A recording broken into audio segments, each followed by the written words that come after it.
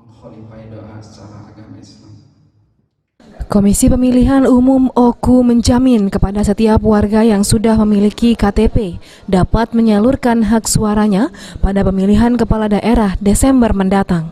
Diungkapkan oleh Komisioner KPU OKU Rahmat Hidayat, setiap warga yang sudah memiliki dokumen kependudukan KK dan KTP bisa memberikan hak suaranya pada Pilkada 9 Desember mendatang. Termasuk warga yang baru melakukan perekaman eKTP juga berhak masuk ke dalam daftar pemilih.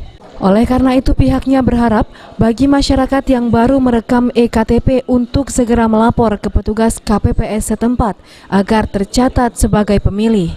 Warga atau masyarakat OKU yang baru perekaman KTP, kapan dilihat di DPT itu belum terdaftar, itu bisa langsung berkoordinasi atau mengkonfirmasi ke PPS kelurahan setempat. Tapi syaratnya harus sudah rekam KTP dulu. Iya, harus rekam KTP, sudah memiliki KTPL. Ini sampai kapan? Prosesnya? Ini kalau untuk inventarisasi pemilih DPTB ini sampai dengan tanggal 6 Desember. Tanggal 6 Desember. Warga bisa melaporkan diri hingga 6 Desember mendatang.